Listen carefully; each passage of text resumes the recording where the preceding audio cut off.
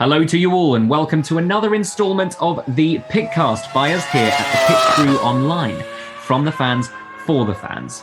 Of course, as always during the summer break, you would think we would be bereft of Formula One news. However, you would be wrong. We have a magnitude of topics to pick from, most notable of which is how the F1 driver market will shape out going forward into 2021 and possibly beyond. I'm your host, Adam Wheeler, resident IndyCar editor at the Pit Crew Online. And joining me today are two very special guests. We are firstly joined by Jess, our Formula One contributor. How are you, Jess? I'm good, thank you. How are you? I'm good. I've had a sort of mini hiatus from the Pitcast, which has been nice. Yes. Sort of just resting. Well, not really resting. I've been doing a lot of other stuff. Been very busy, actually. But it was nice. Just taking that one break was just nice for me, and everything else going on. But yeah, I'm back. Yeah, now we have an IndyCar triple header for you to have fun with. So I know. And now, this is ideal. I'm just swamped again now, so it's brilliant. But yeah, it's full on, but we love it. Exactly, we love it. And we are also joined by our resident Formula 2 and Formula 3 editor, James. How are you doing, man? Hi, I'm good. I'm looking forward to getting into this. I always love a bit of baseless speculation in the summer. We love a bit of baseless speculation in summer, but what else is there to do? We've got 3 full weeks without Formula One, and what would we be without rumours and the rumour mill constantly going around? We love it, don't we? Exactly. I've just been trawling over clickbait articles about who's in talks with who, and I know none of them are true, but it's brilliant. I love it. Exactly. This is the time of year when you get, I don't know, Stroll to Mercedes or things like that, which, maybe we'll discount that straight out the bat. But anyway, before we dive in, if you're new to the channel, please like this video and subscribe, whether you're viewing this on YouTube or Spotify. And if you have an opinion on what we're talking about today, make sure to comment below and let us know your thoughts. But let's get straight into it, guys. So I thought it would probably be best to start bottom and then heading upwards the field, because as we know, or as we sort of already know, there are probably more things to talk about at that tail end of the field. So why don't we just go straight into it and start off with Williams? So of course, our two drivers starting off is Russell and Latifi, currently driving in the 2021 season with Williams. So James, how do we see Williams shaping out towards 2022? Has Latifi done enough for you to secure a seat going forward? And will Russell, importantly, stay there? It's probably good, like you said, that we're starting with Williams, because they've probably got the biggest driver shortlist of all the teams on the grid. Starting with Latifi, I think I know a lot of fans probably wouldn't say he's done enough, given his results, like relative to Russell at least. But I think actually he's been a solid driver in his 2 years. It's tricky because, you know, is he one of the 20 fastest racing drivers in the world? You'd probably say no, but given there's more to that than just who's the fastest driver they can pick, he does bring a lot of money for Williams. And even though they've got their financial security now with Doralton, you don't turn down a lot of money. And he's been a dependable driver. He's not really made many silly mistakes. He's not like thrown the car into the wall. He scored points in Hungary. Well, he's I was about ahead of Russell in the championship. Yeah, I was about to say he had a marvelous drive there. I mean, he was able to score a great bag of points and capitalize on a really interesting situation there. But finished ahead of Russell. That's no mean feat, is it? Yeah, running in P3 at one point. Imagine if it's just Russell's luck, isn't it? That like he finally gets into the points at Williams and he's behind his teammate, and his teammate was running in P3 for a lot of the race. It's a curse. Why? Yeah. But I think with Latifi, I originally thought that he had a deal for next year. I thought he'd signed a long-term one with Williams, but they seem to have, I think either I got that wrong, which is, that happens many, many times. Or Williams has pedaled back on it. It might have been like a 2-year with an option, because they've since been saying like they might not need, I think Jos Capito said they don't need pay drivers anymore with the Doralton situation, which kind of sounded like we might not keep Latifi. So, which is interesting because they say that, but what they say and what they do are two completely different things altogether. They might say, "Oh, we don't need paid drivers," but that could just be because Williams have that perception of having to need that cash injection. And what do they want to do? They want to dispel that. So, what's the easiest way to dispel those rumors? Say that. Yeah, it's a very good PR move for like sponsors and things if they're trying to entice people to come on board. It's difficult to gauge because they make a comment like that and it sounds like they're getting ready to drop Latifi, but then I also know they really like him within the team. He's a very likable driver, and I think they're really happy with the work he's done. And some of the comments they've made since have sounded like actually he might be staying there. So that one still feels a bit up in the air. I mean, Jess, what do you think? Yeah, I mean, a little bit like James, I thought he had a multi-year contract as well. I sort of assumed he'd just signed one, but I guess he signed a similar deal to Russell. I don't know. I thought he was nailed on for next season, even though all of the comments they've been making, I just assumed he was nailed on. But I guess not. So I think it's important when looking at Williams, they have an academy. And recently, Dan Ticktum has seemingly moved away from that academy. And I think he was the next one, other than Jack Aitken, who obviously had that accident a few weeks ago, and we hope he has a speedy recovery. But that does take him out of the driver lineup for next year. So Dan Ticktum would have been the next option. And I think as much controversy as he comes with, he has seemed to have moved away. So in my head, the next one would have been Nick de Vries. Oh, interesting. I know. Formula E fans' ears have risen. Interesting. I know. I'll just pinch him. I'm not sure. As you say with FE, he's doing really well. And I don't know whether he would give up that seat just to be on the F1 grid, because Williams are a good team and they seem to, even though they're at the back end of the grid and have been for a couple of years, they are on the rise, seemingly. But I'm not sure he would give up that FE seat. So I sort of hope that Williams stick with Latifi because, as James said, he is a solid driver. It's just a second seat, and it seems like everyone's up for it. Let's just get them all in. We'll do one race and see who's next. I mean, I 100% agree with you, Jess, and I think it's going to be important also going through to the 2022 car to have some sort of stability and crossover going into the next season. And I think this is going to be massively important considering what might happen to the other seat, which we haven't really talked about yet. So why don't we just get straight into that? Guys, what's happening with Russell? What do we think? Well, he's going to Mercedes, isn't he? He's already confirmed. It's just... End the podcast. Off we go. Done. Well, I think it's the strongest rumour in the F1 paddock right now that probably has the most backing that he's going to Mercedes. So essentially, we're talking about an open seat. And there's rumours that Gasly's going to get it. There's rumours that might do a switch.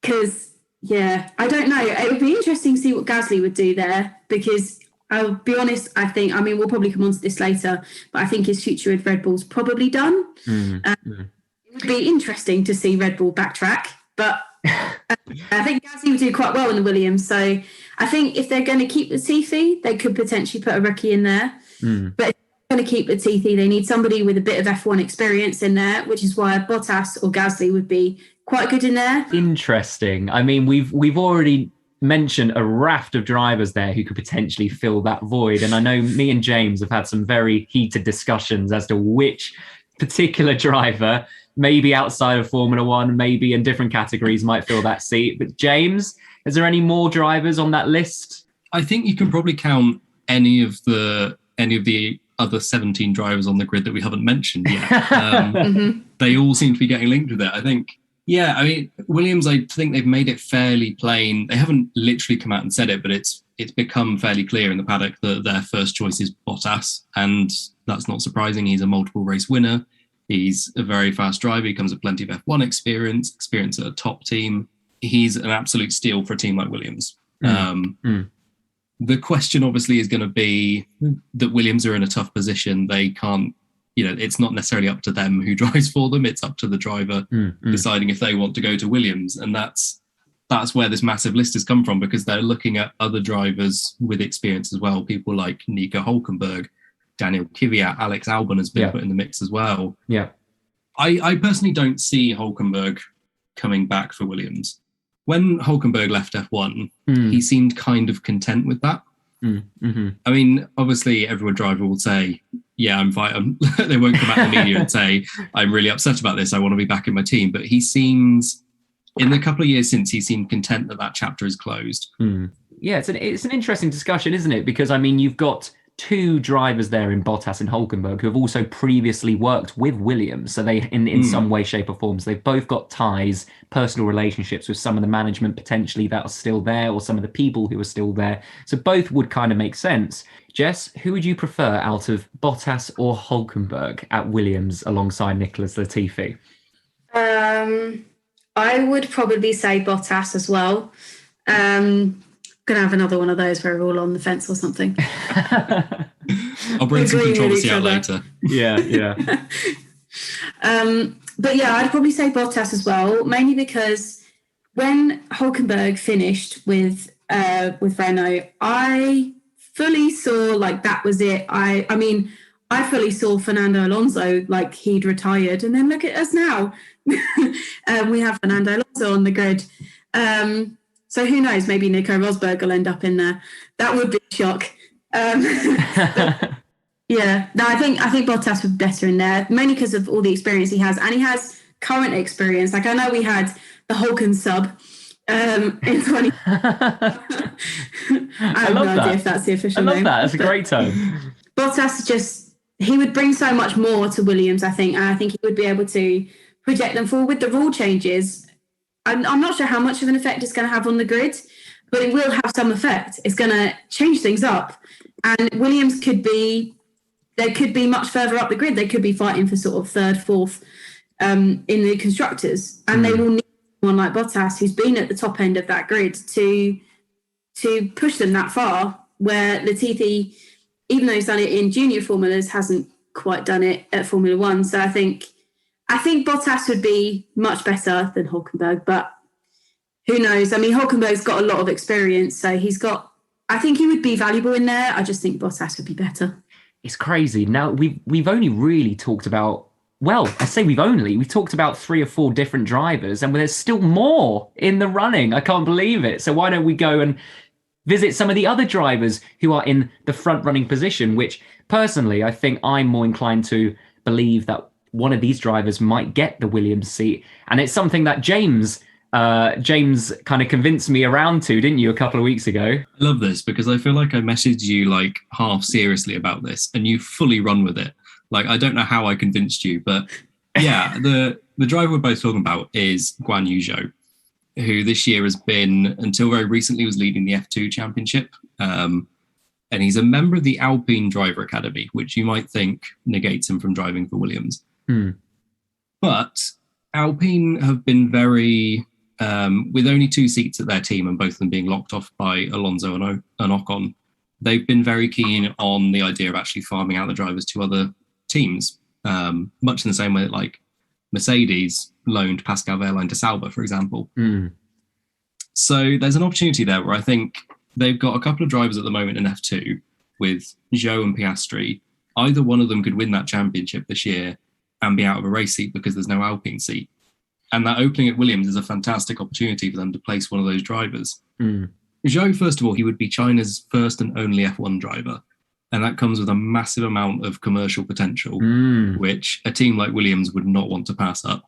But also, he's been in the Alpine Academy now for a couple of years. He's been in F2 for 3 years. And he seems to have been a bit leapfrogged, I think, by Piastri. So my theory is, the theory that I managed to convince Adam with. This is your theory and everything that it is. Yeah, this is if this all comes together, it'll be brilliant, but it probably won't.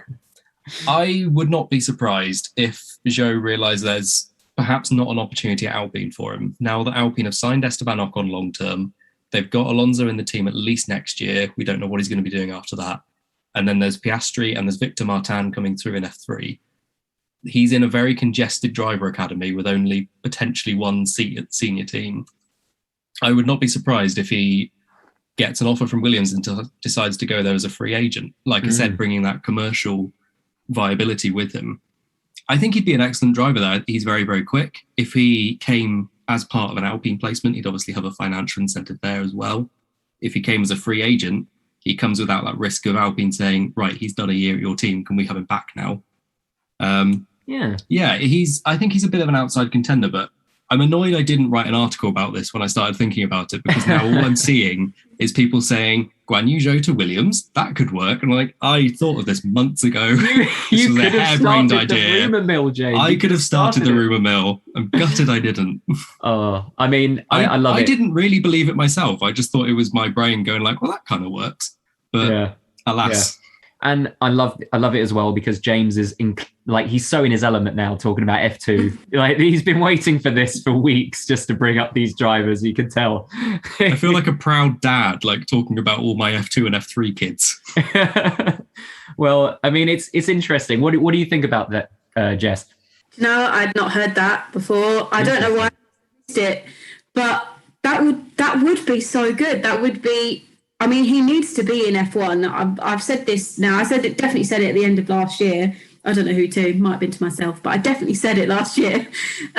He needs to be in F1, and I think obviously Alpine, as you say, seemed to forego their academy for whatever reason. I don't know why. Maybe it was the draw of Alonso. But that would be a really good fit, I think, particularly because at the minute, obviously, they're not high up the grid. So it's great to learn Formula One, I think, from the back and work your way up, because at least that way you've got the craft and the race skill to get through the cars before you end up in front of them. Yeah. So I think that would be a great mix. Yeah. That would be fantastic. Yeah, I've never thought of that before. Not even once.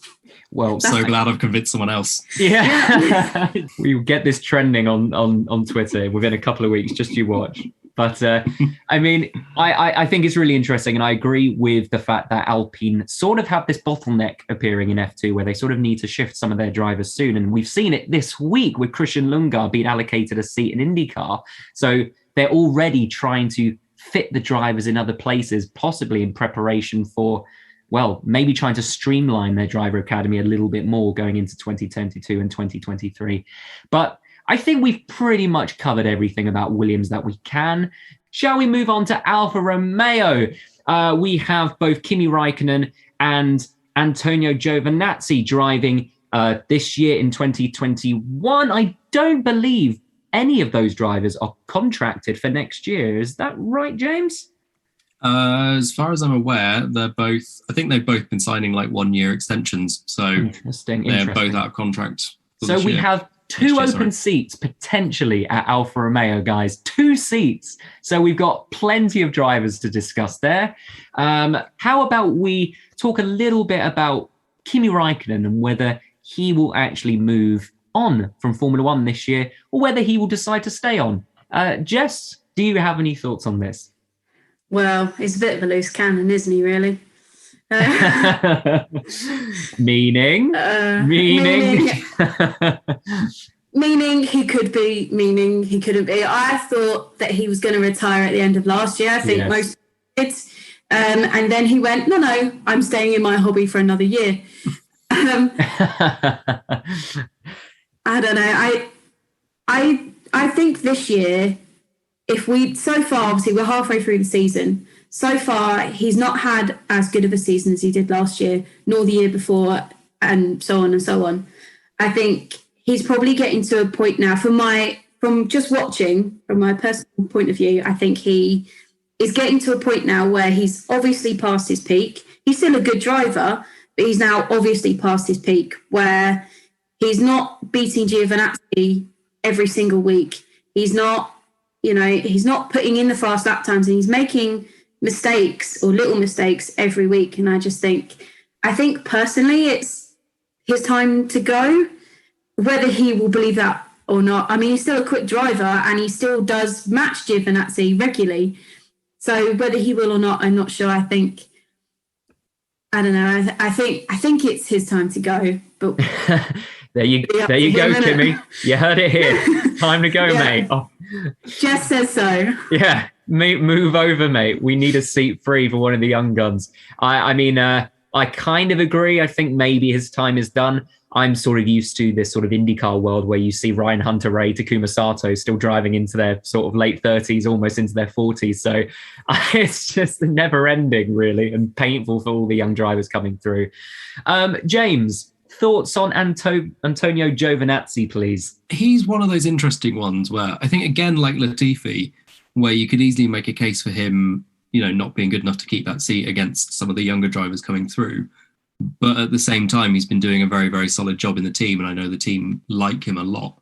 I think the Alpha seats, both of them, are probably, and watch this backfire, watch them be announced tomorrow. But I think they're probably going to be the ones announced the latest in the season. Because I think they've got, like Alpine, they've got drivers at the top of the F2 field. They've got Robert Schwartzman contending for the championship at the moment.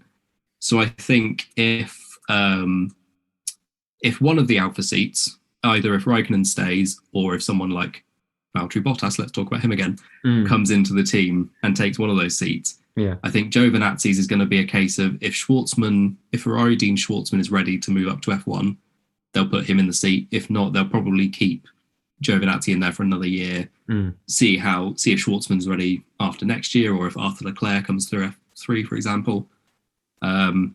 But yeah, it's the tricky one because they're kind of waiting for the end of the year. And it's the same with the other seat as well. If Raikkonen decides to leave, Alpha and Sauber have Théo Pourchaire in their academy in F2. Of course. And at the moment, he's not in that kind of like top 3 or 4 as an obvious title contender, but I think he's only like a race win or a race weekend away from being at the front. And we saw in F3 last year, he was kind of there or thereabouts, like on the fringes of the championship battle. And then suddenly at the last race, he almost won the championship by, I think he only lost it by about 3 points to Piastri. So it could be the last weekend in Abu Dhabi, suddenly he becomes F2 champion and is ready to step into the Alpha car. Yeah. So that's why I think that's going to be left quite late, those 2 seats. So I'm going to sit on the fence with that one. I have no idea. I will move off my fence, James, and I will say that I think that potentially Kimi Raikkonen is going at the end of this year. There is the argument of maybe he wants to stay for the 2022 cars, and this thing applies for loads of drivers. Why wouldn't you want to try out the next generation of F1 cars and prove yourself in that field? It seems quite enticing, but there's a part of me that thinks, nah, it's time. Okay, let's move swiftly on to AlphaTauri. Obviously, Yuki Tsunoda and Pierre Gasly racing for them in 2021. They've done a pretty solid job, haven't they, guys, I guess? Yuki Tsunoda's just come into the team off the back of a very, very strong season in F2. And obviously, Pierre Gasly off the back of a very strong season last year. James, how have they done this year for you? And do they both deserve a seat next year? I think they've both done brilliantly. Like you said, Gasly's carried on the form that he had last year. I think he's doing a great job advertising himself for a move up the grid in the future, if not next year, but in the future. And Tsunoda, there's been a lot of question marks over his form because he's had good results and then, clumsy weekends. But I think he's done kind of as I thought he would. If you've not followed him through his feeder series, his seasons have all been a bit like this, where he's shown like flashes of great pace and also clumsy weekends. And I remember in F2 particularly last year, he either, in the first half of the season, he either finished on the podium or didn't finish in the points. And then by the end of the season, he'd like cleared it up and become one of the most consistently high scoring drivers on the grid. It's how he ended the season in P3. So yeah, I think he's doing everything Red Bull kind of want him to. I know they're putting a bit of pressure on him in the press, but that's Red Bull for you. So, I mean, we have 2 seats there. I think we've kind of semi-agreed that they're both going to be in there. The only other option it could have is promoting their junior drivers. Isn't that right, Jess? I mean, who are some of the candidates that we could see potentially in that seat, if anyone? Well, I mean, Liam Lawson is putting in some good races, I think. Maybe not always in Formula 2, but he's done a few in sports cars recently. He did one at DTM, and he was competing against Alex Albon, and he completely trumped the entire field. Wow. So yeah, and Alex Albon came 4th, I believe, in that race. So there's potentially him if he's done some good things. They're obviously trying to branch out a bit. So there's potential that Liam might end up in sports cars or doing an FE or something else, a little bit like Alpine. I think they're trying to. Red Bull have got a bit of a bottleneck going on. But I've got to say, I don't agree with James about Tsunoda. I just don't think he's. I know he's a rookie, right? I know he's a rookie, and in his rookie season, you shouldn't just get rid of them completely. I understand that, and don't get me wrong. If I was in charge of Red Bull, Gasly would probably still be in the Red Bull seat. But something tells me that Helmut Marko's probably still feeling a bit ruthless. So he might end up either dropping him or I don't know. I think he might change his mind at the end of the season because there's been murmuring. I mean, Helmut Marko says some things. He says some things. And recently he said that he doesn't really believe in Tsunoda. Now, I don't know if that'll come to anything because he's done this before with many other drivers. But we'll see. I'm not sure. It wouldn't shock me if Tsunoda ended up without a seat at the end of the season. But I'm not sure who they would put in. I'm not sure any of the F2 drivers are ready. I actually like the fact that Jess has come off the fence here because it's great. Now we can have a bit of discussion. But I mean, I kind of get that though. I kind of get that Marko might be a bit ruthless. And we've also seen Yuki Tsunoda be a little bit obviously vocal over the radio and be quite, some would class it as immature. Some would class it as maybe passionate. It's all comes from a matter of perspective, but we've kind of touched on Perez. So why don't we naturally springboard into that discussion? Because Perez is one of the other drivers who hasn't signed for next year for 2022, of course, partnered with Max Verstappen at Red Bull Racing. He's done a fairly all right job. I think most would kind of agree. He has a race win and partnered against one of the most greatest contemporary F1 drivers in history, one could argue. James, how would you rate Perez's season? And do you think he deserves a seat next year? I think he deserves one. I was surprised the other day when I looked at the championship standings and saw that he was behind Bottas. Just knowing how much stick Bottas gets for not being on a par with Hamilton in the standings and for being behind Lando Norris, and then realising Perez was as well. It's funny, but like you said, he's got a win for the team. He kind of did his job in Baku, which was Verstappen was out of the race and Perez picked the win up. And even pressured Hamilton arguably into falling out of the points. So double victory for him. But no, I think Perez is doing a solid job. I think, like I said, there's not really anyone in AlphaTauri yet who's going to be stepping up into that Red Bull. So he's perhaps helped by that. I don't know. It's hard to judge whether he's done enough or whether it's just there isn't really anyone else who's any better to go into that seat, which I'm not trying to talk down Perez. I think he's a fantastic driver. I'm just kind of trying to outline the reality of it here as well. So there's a lot of nuance to this. And I think it's quite clear that Perez is, I don't know if everyone agrees with this, but he's probably done a bit better than Albon did. And he's been consistently closer to Verstappen in terms of qualifying pace. I think roughly maybe 2 or 3 tenths quicker than Albon ever was, closer to Verstappen. So at least he's doing that in some way. He's qualifying a little bit better on a more consistent basis.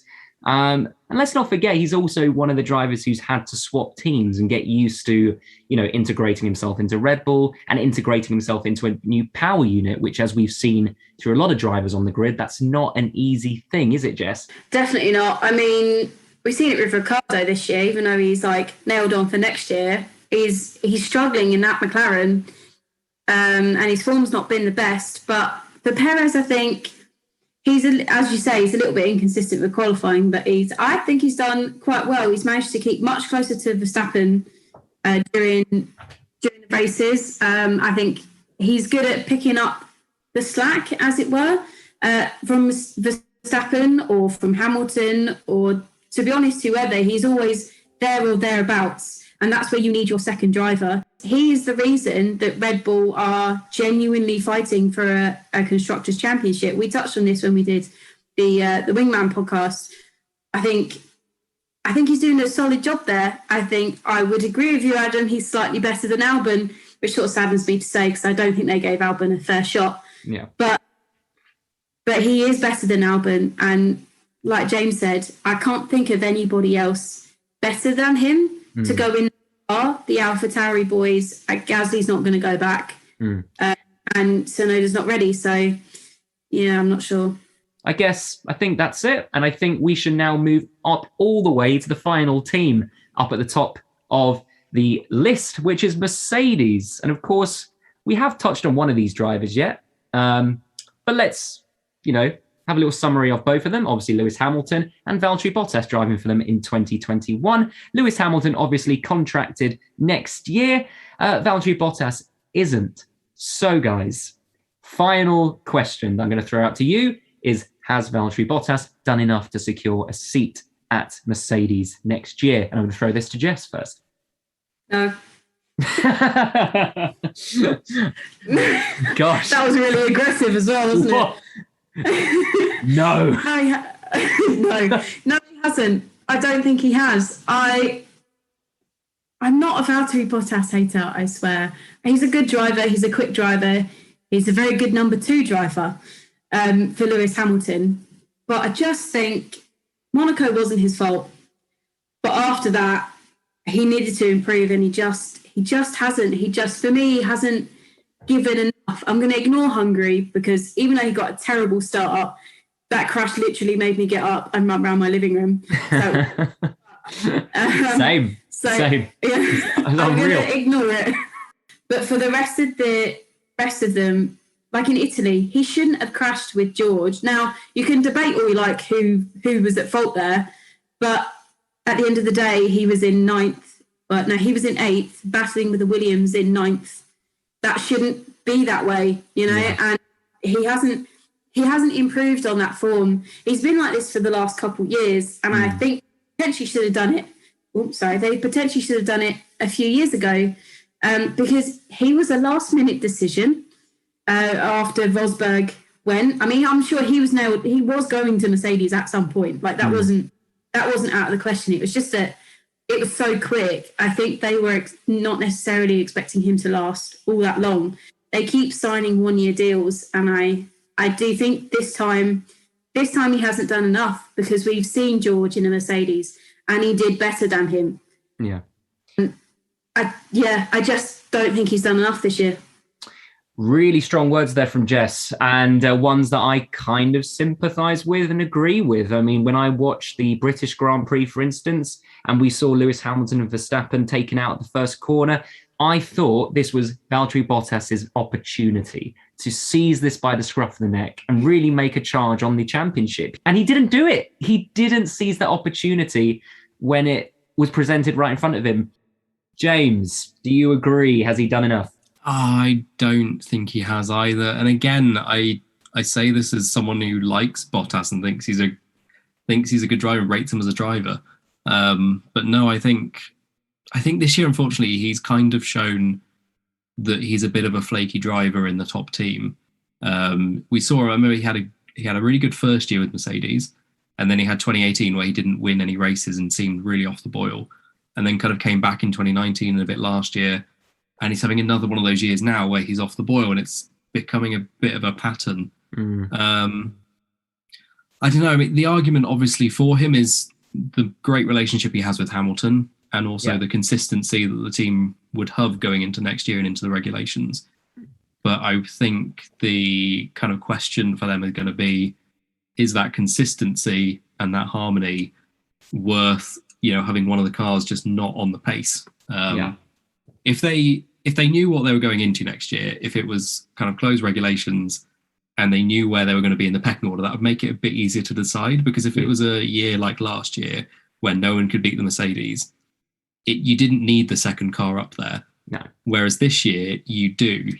If Hamilton has a mechanical failure in the race, and Red Bull can count on Verstappen and Perez to finish up there in the points if they're still in the running after the first corner. Yes. But I don't think Mercedes can count on Bottas to kind of pick that win up, like we said, like the way Perez did with Verstappen in Baku. So I think, I don't know, I can't see him in that seat, even with those reasons for the consistency and the harmony. I just can't see them passing up this opportunity to put Russell in, especially as Jess said, after they tried him out in Sakir and they did the sink or swim test and he swam. Yeah, I mean, they did the Red Bull philosophy and it worked. So judging by that method, he deserves it, really. And I think as well, the fact that they did that, that both championships are wrapped up at that point. It didn't matter who they put in that car or where that car finished. They had Stoffel Van Dorn there. They could have just stuck him in. It didn't matter if he finished P17, 2 laps down or something. It didn't matter. But they went through the process of extracting Russell from his team, working out that contract, the financial loopholes around it, and putting him in the car as a 70-lap job interview. Yeah. The fact they did that, I think, proved to me then they've made the decision already. Yeah. And of course, he's been doing some tests recently with the team, whether or not that's an indicator. I think he did a tyre test. And he's done previous tests before with the team as well over the past couple of years. So he is, in a way, more integrated into that team than other new drivers would be. He's already spent time with his mechanics, future mechanics. He's always spent time with the management structure. So it would actually be quite, I think, an easy and efficient process in order to just kind of, replace Bottas with Russell, as it were. And it'd be quite a good process. But yeah, I mean, it's hard, isn't it? But the thing that also springs to my mind is there's this sort of argument that you need an experienced driver going into the 2022 car, but you've got that in Hamilton. You've got that driver already. So why not just add in another sort of superstar in the second car and see what happens? So I'm guessing all of us think George Russell, Mercedes 2022, yeah? Yeah. Cool. Right, there you go. You've heard it here first. But I think on that note, we should end the podcast. And thank you very much, everyone, for listening. Of course, if you enjoyed this and want to find more of our content, make sure to like and subscribe and look out for us on Twitter, Facebook, YouTube, and Spotify, or visit us on our website at the www.thepitcrewonline.net. And if you have an opinion on what's been said, if you want to tell us about your opinions on the driver market going forward into 2022 and beyond, reply to this video on Twitter or maybe reply to our video on YouTube. We'd love to know your thoughts and get involved in the debate. Thank you very much to Jess and James for joining us. I know we've been kind of wanting to do this one for a really long time and get this over and done with. Let's hope that no announcements on future drivers get made in the kind of in-between time that we release this video. It always seems to happen, doesn't it, guys? Think of Rosberg Williams, that's what they'll announce. You've heard it here first. So where can we find you on social media, James? I'm on Twitter at James16Matthews. And where can we find you, Jess? Twitter as well, so at T Motorsport Girl. Brilliant. And you can find me, of course, on Twitter at Wheeler_deals. But that's it for another episode of the Pitcast. And as always, we will see you out on track.